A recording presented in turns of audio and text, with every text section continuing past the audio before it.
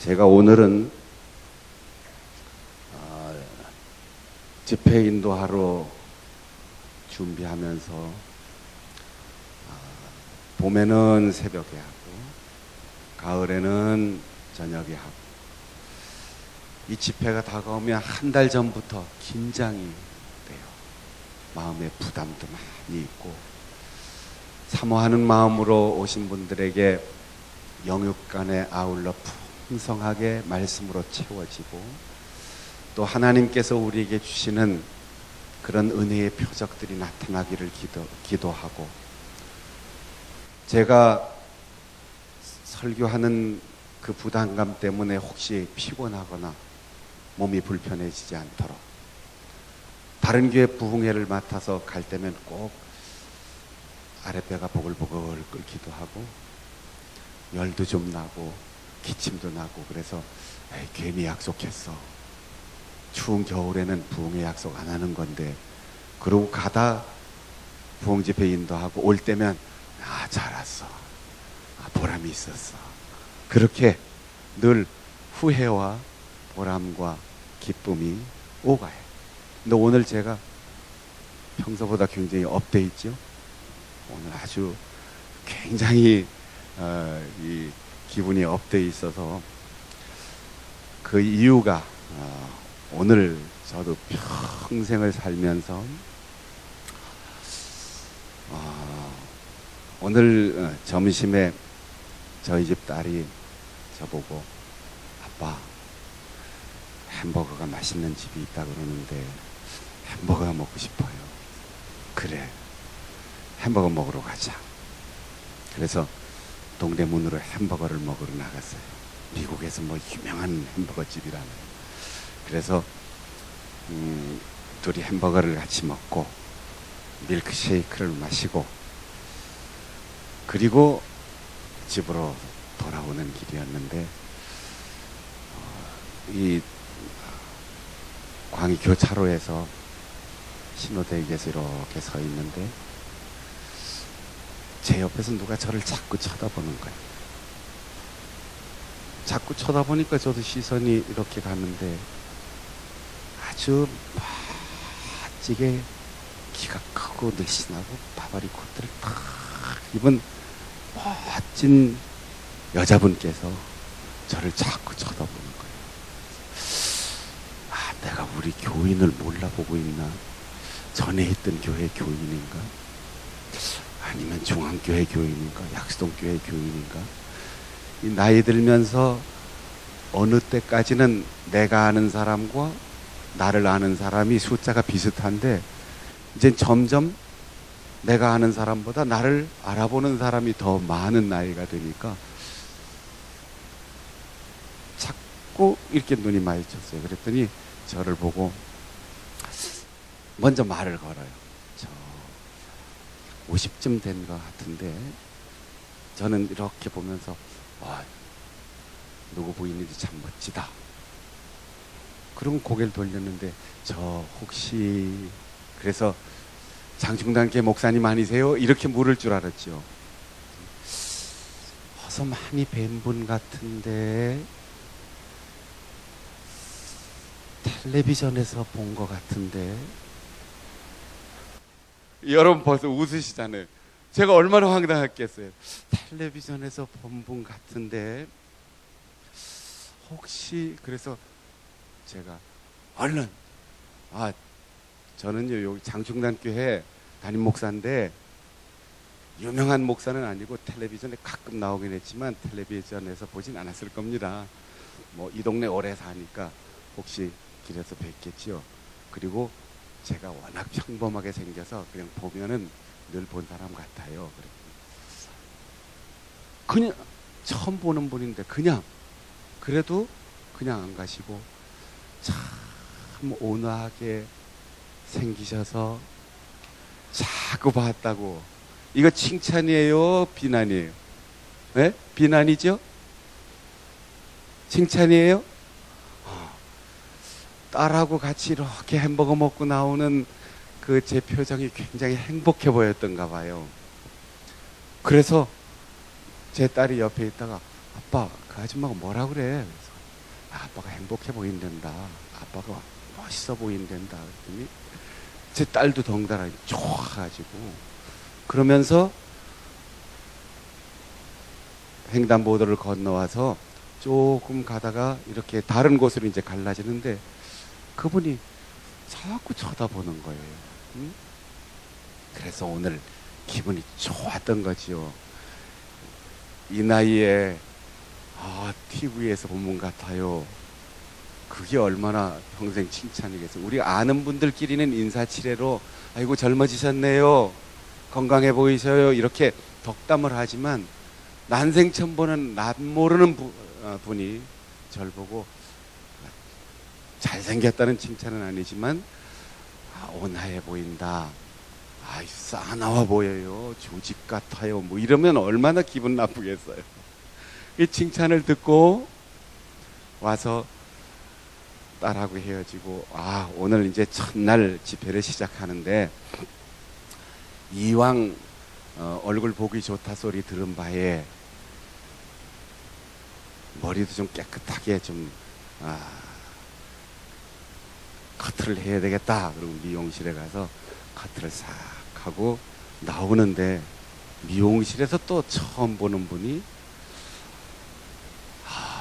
목소리가 참 듣기 좋아서 하늘에서 내려오는 소리 같이 들린다고.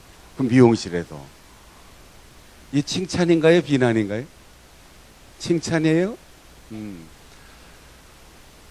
하여튼 보기 좋다 그러고 목소리 듣기 좋다 그러고 그것도 남 모르는 이해관계 없는 분이 그냥 립 서비스로 하는 말이 아니고 저를 보고 그렇게 얘기를 하니까 오늘 제가 기분이 어떨 것 같아요?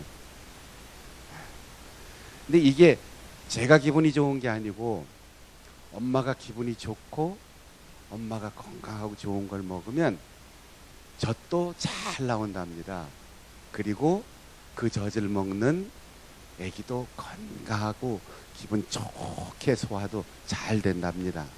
오늘 이렇게 기분 좋게 칭찬 듣고 왔으니까 목사도 환갑지난 할아버지가 목사도 보기 좋네요. 목소리 듣기 좋네요. 이러니까 이렇게 기분이 좋은데 여러분들이 교회 와가지고 맨날 야단만 맞고 목사가 목소리 개 꺾어가지고 똑바로 하라고 말이야 막 이러고 야단치면은 여러분들이 와서 소화가 잘 되겠어요? 기분 좋게 우리가 한 2주 동안 이 집회를 통해서 하나님께서 우리를 어루만져 주시고 하나님께서 부족한 사람의 말씀을 통하여 여러분에게 달콤한 밀크쉐이크 같은 아주 맛있는 양식을 풍족히 내려줄 수 있기를 축복합니다. 할아버지도 이렇게 칭찬 들으니까 기분이 좋은데 여러분 앞뒤 좌우 보면서 이렇게 얘기했으면 좋겠어요. 칭찬하며 삽시다. 격려하며 삽시다.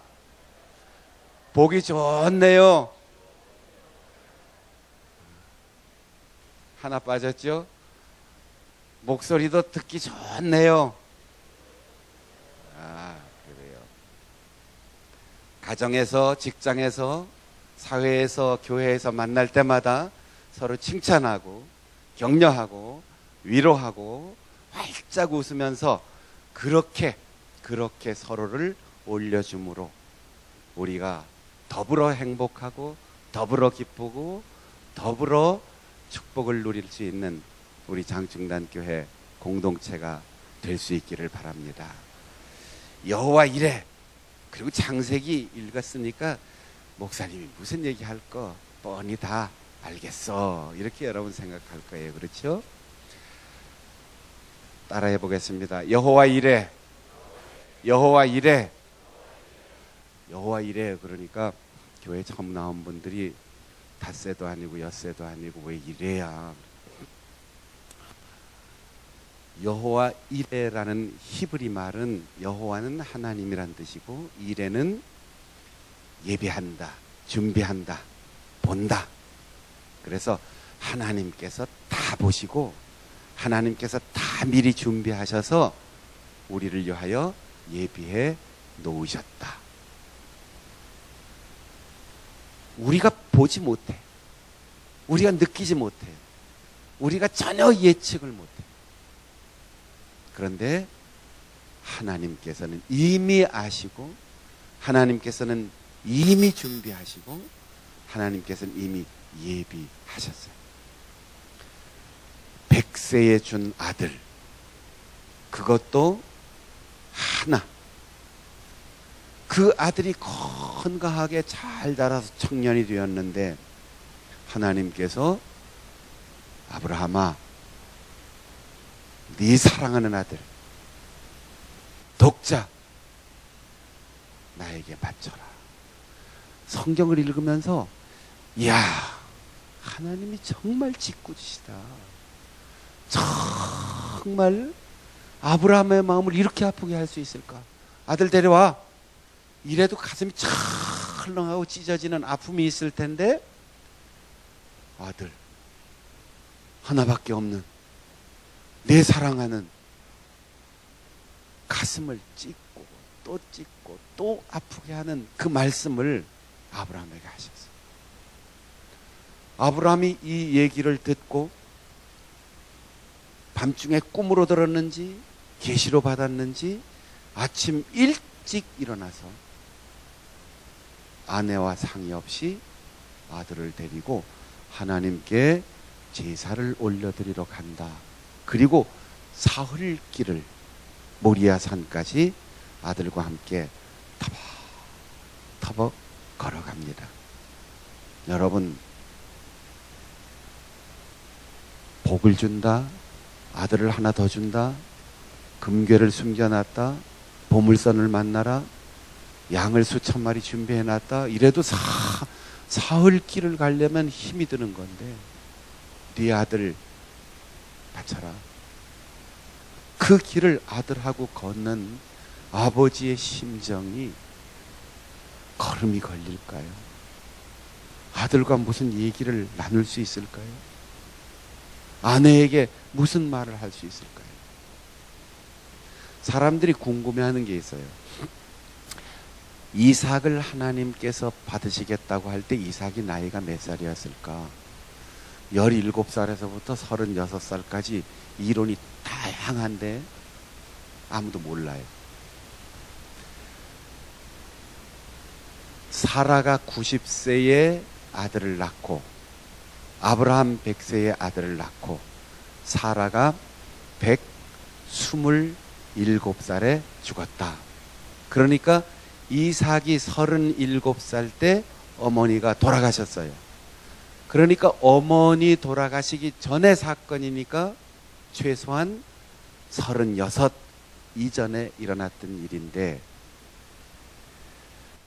먼 3일길을 어린애를 데리고 가지는 못하니까, 게다가 등에다 나무 짐을 지고 산을 올라갈 정도 됐으니까 17살은 되지 않았겠는가 이렇게 생각하는데 유대인들은 그렇게 해석합니다. 36살쯤 하나님이 이삭을 바쳐라 이렇게 얘기했다고. 왜냐하면 성경의 기사가 12장부터 아브라함의 고향을 떠나는 그 하나님에 대한 순종에서부터 여기까지 쭉 길게 나오다가 모리아 산에서 아들을 드리는 이 사건 이후에 바로 사라가 죽었다는 얘기가 나오기 때문에 이삭과 아브라함이 집으로 돌아온 이후에 얼마 못 가서 죽은 것 같다. 왜? 아브라함이 얘기도 안 하고 아들 데리고 모리아 산 3일 길을 갔다가 다시 3일 길을 돌아와서 아내에게 여보, 다 지나간 일이지만 놀라지 말어. 사실은 말이야, 하나님이 이삭을 내놔라. 그래서 이삭을 제물로 배를 가르고 불 위에 태워서 하나님께 드리려고 했거든. 그 다음 얘기가 들리겠어요? 사라가 하나님이 이삭을 내놓으라고 하셨거든. 이 얘기를 듣는 순간 그 다음 얘기가 들어오겠냔 말이에요. 엄마의 귀에 들어오겠냔 말이에요. 엄마가 가슴이 탁, 간도 떨어지고 쓸개도 떨어지고 다 떨어졌을 거예요. 그래서 병들어서 시름시름 앓다가 죽었다. 이 유대인들의 해석이에요. 나는 충분히 이해가 가더라. 그렇죠? 엄마의 심정. 1년도 못 살았을 것 같아. 나는 즉사하지 않았나. 세상에 하나님이 하나밖에 없는 아들, 사랑하는 아들, 이 아들을 내놓으라고. 그것도 신학교 보내라는 얘기가 아니잖아요. 장로되라는 얘기도 아니고 권사되라는 얘기도 아니고 죽이라는 얘기잖아요. 아마도 내가 상상력을 발휘하면 사라가 자기 인생에 처음으로 남편 멱살을 확 잡았을 것 같아요. 그게 네 아들이야. 네가 배를 한 달이나 아파봤어. 당신이 그 아들 낳을 때 뭘 하고 있었는데, 내가 그 아들을 낳기에 진통할 때 당신 코피라도 흘려봤어? 그게 네 맘대로 할 거야? 왜 나한테 말도 안 하고 그 아들을 데리고 가? 얼마나 남편을 부둥켜 안고 울다가 가슴을 치다가 남편을 치다가 얼마나 힘들었겠어요. 병이 나고 1년 만에 죽는 것도 정말 있을 법한 얘기 아니겠어요? 여러분, 우리의 인생에 지금 당장 일어난 일만 생각하지 마요. 박순영, 누구의 남편, 누구의 아버지, 누구의 할아버지, 지금 이것만 보지 마시고 우리 아버지는 누군지, 우리 어머니는 누군지, 우리 할아버지는, 우리 할머니는 그 위에 누구, 이렇게 생각해 보면 한 사람이 여기 와서 앉아 있는 것이 신비. 그래서 어떤 인구학자가 오늘 내가 있으려면 한 대 위로 올라가면 몇 사람이 있어야 돼요? 내 윗대. 우리 어머니가 저 혼자 났을까요? 위로 한 대 올라가면 두 분이 있어야 나 하나를 낳잖아요. 그죠? 우리 아버지 어머니. 그 한 대 더 올라가면 둘에 둘 이렇게 10대만 거슬러 올라가면 1024명이 이렇게 해서 내가 태어난 거예요. 1024명. 30대를 거슬러 올라가면 그 30대 안에 10억 명이 들어있대요. 10억 명. 우리는 너하고 나하고 결혼해서 애 낳으면 이렇게 뻗어나가는 것만 생각하는데 거꾸로 거슬러 올라가서 오늘 나를 낳기 위해서 하나님께서 2사람, 4사람, 8사람 이렇게 10대만 거슬러 올라가면 그 10대 동안 1024명의 인생을 섭리해서 오늘 내가 있다는 거예요. 그러니까 우리가 참 신기하잖아요. 여러분 부모님들이 비밀리에 서로 얘기를 안 해서 그렇지, 지금 어머니가 아닌 옛날에 그 미스 김하고 결혼할 수도 있었고 미스 리하고도 결혼할 수 있었고 또 우리 어머니도 미스터 박하고 결혼할 수도 있었고 미스터 김하고 결혼할 수도 있었고 그 수많은 가능성 가운데 한 사람을 선택해서 사랑하고 그 한 사람과 결혼해서 살면서 내가 있단 말이에요. 그 위에서 바뀌었으면 나는 있을 수가 없는 거예요. 이 오묘한 섭리를 생각하면 우리가 우리의 미래 여기에만 희망이 있는 게 아니고 우리의 과거를 거슬러 올라가 보면서 하나님은 신비로우신 분이다. 왜 이 가계의 얘기를 하느냐 하면, 자, 아브라함이 3일 길을 가면서 아들하고 아무 얘기도 못해요. 그 산이 보이고 산 정상에서 불을 피워놓고 제물을 드려야지 되고 양을 잡아야 되는데, 아버지 여기까지 오는 동안 어디 목장을 들리든지 가게를 들리든지 양을 살 줄 알았더니, 아니 집에서부터 이 무거운 나무는 싣고 오고 종들도 데리고 오고 하는데 양은 어디 있습니까? 이때 아버지의 가슴이 얼마나 찢어졌을까요? 그런데 아브라함은 믿음의 조상이라고 하는 이유가 있어요. 믿음으로 대답하는 거예요. 네가 제물이다. 사실을 말하지 않고, 제물은 하나님이 준비하신다. 믿음대로 될지어다.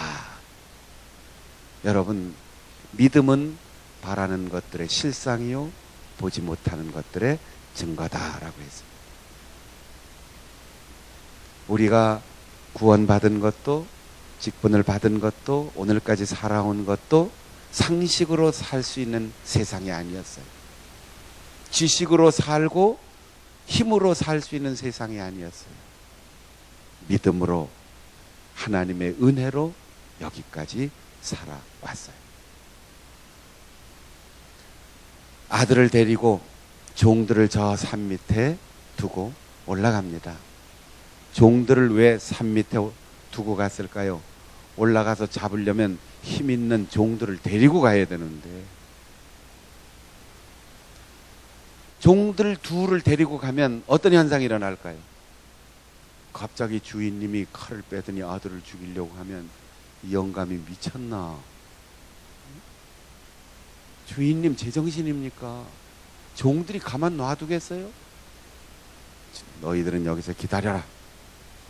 그리고는 아들하고만 올라갑니다. 그리고 올라가서 아들을 묶습니다. 17살이든 36살이든 이삭이 아버지를 힘이 없어서 못 이겨서 결박당할까요?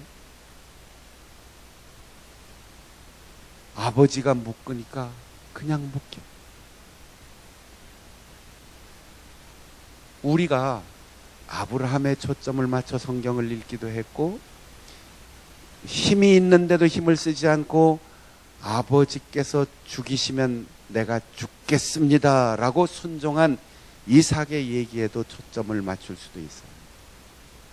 그런데 오늘 양을 보시자고요. 양을.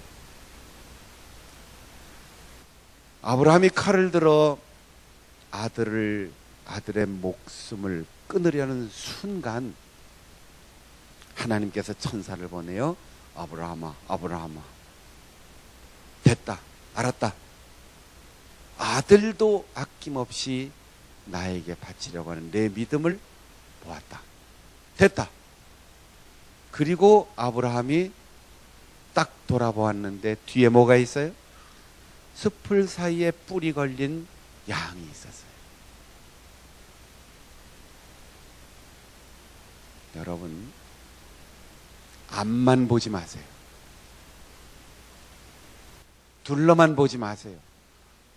돌아보세요. 하나님께서 이미 준비해 놓으셨어요. 숲풀에 나뭇가지 덩굴에 뿔이 걸린 양, 순양. 이렇게 생각해 보세요. 암양이 지나갔다. 그냥 지나가는 거예요. 순양이기 때문에, 뿔이 있기 때문에 걸렸어요. 단풍나무, 노간주나무, 조그만 나무, 숲풀이면 순양이 이러고 그냥 가면 가는 거예요. 하나님은 이미 10년, 20년 전에 그곳에 씨앗이 발아하게 하시고 거기서 나무가 크게 하시고 다 커서 힘센 순양의 뿔도 헤쳐나갈 수 없는 숲을 만드셨고, 하나님은 들판에서 야생으로 살아가는 어느 양 한 마리에게서 뿔이 자라게 하셨고, 어린 양 같았으면 그냥 지나갔을 텐데, 암양 같았으면 그냥 지나갔을 텐데, 하필이면 장성한 순양이 그 숲풀에 그 시간에 거기에 걸려 있어요. 우린 여호와 이래, 그러니까 믿고 순종하니까 하나님께서 순양을 주셨다 이렇게 생각하는데, 아브라함이 하나님의 명령을 받기도 전에, 하나님의 말씀에 순종하기도 전에, 하나님 앞에 결단하고 아버지와 아들이 자신을 드리기 전에 하나님은 벌써 10년, 20년 전부터 이 길을 예비하셨고, 아브라함이 3일 전에 출발할 때 어느 골짜기에선가 있었던 양도 같이 출발해서 여기로 왔을 거예요.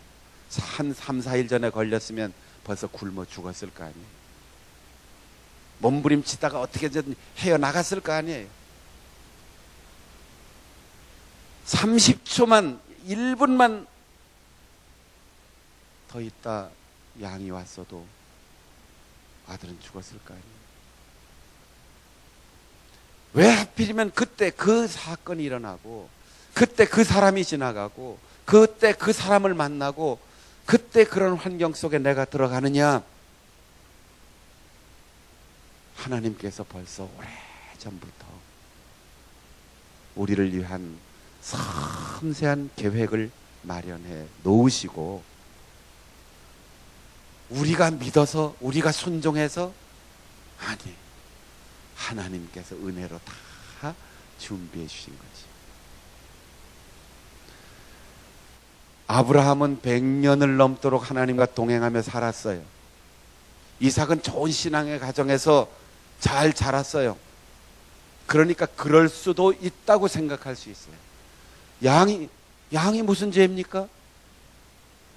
아니, 멀쩡하게 야생에 뛰어놀던 양이 도대체 무슨 죄가 있어서 거기 숲에 가서 걸렸을까요?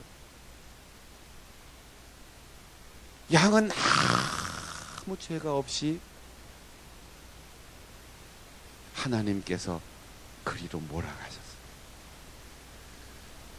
그래서 제 혼자 생각에는 이삭이 33살쯤 되지 않았을까. 그리고 먼 후일 이 땅에 오셔서 반드시 죽을 수밖에 없는 우리를 위하여 아무 죄도 없이, 하필이면 로마 식민지 시대에 태어나셔서, 나사렛 그 총구석에 태어나셔서 12군단도 더 되는 하늘의 천군 천사를 동원할 수 있는 능력이 있음에도 불구하고 나무 토막에 꼼짝 못하게 못 박혀 피 흘려 죽으신 예수 그리스도를 이 순양이 표현하고 있지 않나. 따라해 보겠습니다. 주님의 은혜입니다. 보혈의 공로입니다. 예수님이 나를 살리셨습니다. 양이란 동물은요, 하나도 버릴 데가 없답니다. 털, 고기, 양고기 뭐 맛있는 거 말할 것도 없고, 제물로 바쳐서 불태운 그 제가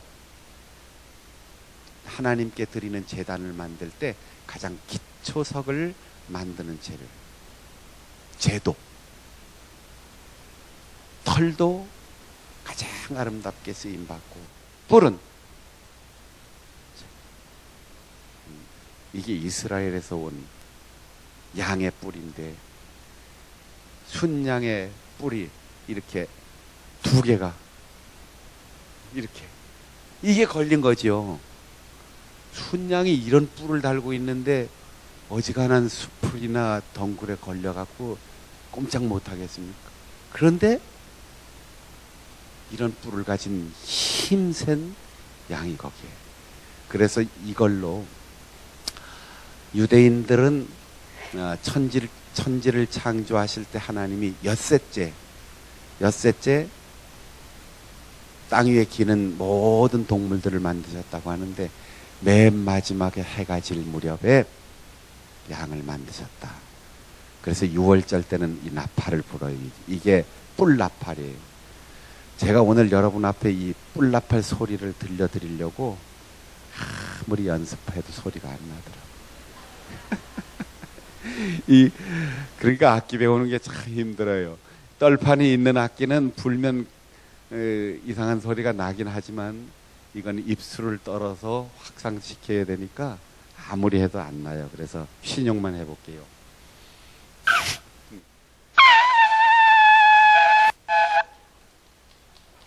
아까는 안 나더니 뭐 이상한 소리가 나긴 나네요. 이걸로 우리는 해방됐습니다 하고 자유를 선포한 날 이 양강나팔을 부는 거지. 한번 생각해 보십시오. 기도하니까 믿고 순종하니까 양이 대신 왔다. 이거는 유치원생들이나 이해하는 거예요. 하나님께서 양을 태어나게 하시고 자라게 하시고 뿔이 나게 하시고 들판을 마음껏 다니다가 3일 전에 갑자기 코스를 바꿔갖고 모리아 산을 향해서 저쪽에서 올라오고 아브라함은 여기서 터덜 아들의 목숨을 담보로 하고 걸어가고 10여 년 전부터 거기서 새싹이 트고 줄기가 올라오고 나무가 크는데 위로만 쭉 크지 않고 순양이 지나갈 때 딱 뿔이 걸려가고 꼼짝 못할 만큼 가지가 나. 양의 수명이 10년에서 12년이라니까. 이삭이 태어날 때 이 양의 아빠 엄마가 태어났겠지요. 하나님의 섭리는 길고도 깊고도 오묘한 거예요. 아브라함이 딱 돌아보는 순간 순양을 발견했지만 거기에는 10년, 20년, 30년 전부터 하나님께서 준비하신, 아니면 그 아버지 아브라함의 어릴 때부터 100년을 준비하신 하나님의 놀라운 섭리가 있었고, 그 이후로 그 가문을 통하여 이 땅에 아무 죄 없이 오신 순결하신 어린 양 예수 그리스도께서 우리를 위하여 십자가에서 내 대신 죽으시고 내가 아무 공로 없이 구원을 받았던 것입니다. 제가 언젠가 모스크바 갔다 온 이야기를 드렸는데 해석이 달라져서 다시 한번 얘기를 드리려고 해요. 몇 년 전에 모스크바에 가서 선교사님들 모임 수련회를 한 30-40명 정도 모인 수련회를 인도하는데 항상 제가 아내랑 꼭 같이 다니잖아요. 그래서 저는 사고가 안 나잖아요. 그래서 제 아내하고 같이 가서 밤늦게까지 우리 여자 선교사들하고 상담해주고 저는 남자분들하고 어울리고 그렇게 하는데, 가서 둘째 날 쉬는 시간에 제 아내는 저하고 같이 꼭 뒤에서 있으면서 수십 번도 더 들은 강의 설교 맨날 듣고, 쉬는 시간에 이제 커피도 준비하고 간식도 준비하고. 제가 선교사님들을 위해서 어떤 간식 준비해 간다고 했어요? 네? 뭐요? 건빵? 네. 하여튼 전 세계 어디에 가서 무슨 돈을 주고도 살 수 없는 것만, 일본 말로 되어 있는 거라서 그냥 할게요. 옥고시, 샘빼이, 순대, 건빵, 뭐 찹쌀떡, 찹쌀모찌, 양갱 뭐 이런 거를 이제 사가지고 하는 거죠. 그러면 선교사님들이 그 고향의 맛에 그냥 너무너무 좋아하는데 여자 선교사 한 분이 갑자기 저한테 와서 눈물을 하면서 목사님, 하나님이 이렇게 나를 사랑하시는 줄을 몰랐다. 무슨 소리예요? 그랬더니 건빵을 들고 온 거예요.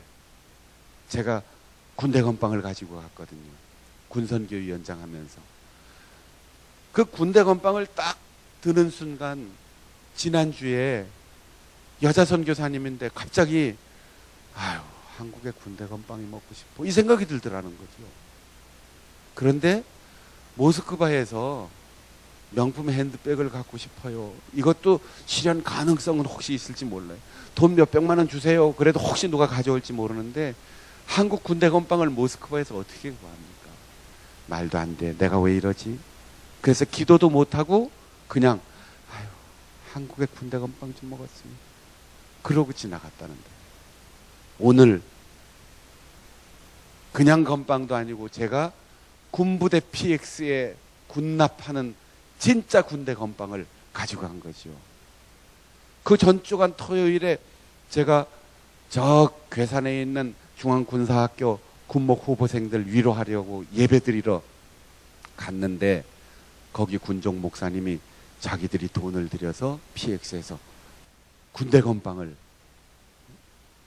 아미푸드라고 하는 군납업체에서 납품하는 군대 건빵을 저한테 한 박스를 줬는데 싣고 와서 제가 이거를 별 맛도 없는데 이걸 뭐 어떡할까 그러다가 그냥 그 다음 주에 가지고 갔는데 그 선교사님이 그 건빵을 들고 하나님이 나를 이렇게 사랑하셔. 건빵.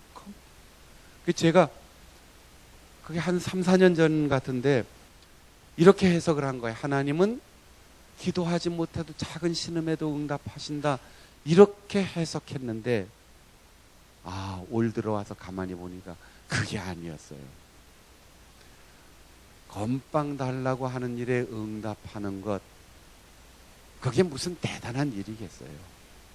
그런데 하나님은 그 선교사님의 마음 아프고 고통스러운 선교 사역자의 마음에 위로를 주시기 위해서 이미 몇 달 전에 우리 군선교위원회에서 괴산중앙군사학교를 방문할 계획을 벌써 세워 놓으셨고 저한테 건빵을 주셨고 그 선교사님한테 건빵 먹고 싶은 생각을 주신 거예요. 만일 그 생각을 안 했다라면 군대 건빵 나왔네? 희한하네. 그냥 그러고 먹고 말았을 거 아니에요. 그러니까 기도에 응답하신 것처럼 보였는데 나도 몇 년 동안 그 일을 자꾸 생각하다 보니까 하나님이 그분을 위로할 때 돈으로 위로가 되겠느냐, 먹을 걸로 위로가 되겠느냐, 사람 얼굴 보는 걸로 위로가 되겠느냐, 내가 너를 얼마나 사랑하는지 내가 보여줄게. 그리고는 벌써 여러 달 전에 중앙군사학교 방문 계획을 딱 세우시고 갈 부대가 얼마나 많네. 군대 건빵을 저한테 군종 목사님 마음을 감동해 주셔서 저한테 뭐 잠바를 줄 수도 있고 군대 러닝셔츠를 줄 수도 있고 다른 걸 줄 수도 있는데 하필이면 군대 건빵을 저한테 주시고 건빵 저한테 주었으면 내가 우리 목회실에서 나눠 먹어 그러고 나눠줄 수도 있는데 그걸 또 러시아까지 왜 가져갈 생각을 했을까요? 하나님이 5개월, 6개월 전부터 그 선교사님을 위로하기 위해서, 그러니까 건빵 하나가 그분에게 엄청난 위로가 된 거지요. 지난 주간에 건빵 먹고 싶은 생각을 하나님이 안 주셨으면 건빵이 그렇게 위로가 됐겠어요? 커서 위로가 된 게 아닙니다. 많아서 위로가 되는 게 아닙니다. 대단하고 가치 있어서 위로가 되는 게 아니에요. 하나님이 주시니까 위로가 되는 거지. 이것이 돌아보면 여호와 이래. 하나님이 주신 것이니까 여호와 이래. 로마서 8장 32절에 바울 사도가 말했습니다. 우리를 위하여 아들도 아낌없이 내어주신 하나님께서 하물며 우리를 위하여 모든 것을 주시지 아니하겠느냐. 아멘. 따라하겠습니다. 여호와 이래 돌아보니 여호와 이래 기다리니 여호와 이래 이번 기도해 여호와 이래 여호와 이래 찬양하겠습니다. 주님 내 길 예비하시니 나 기뻐합니다.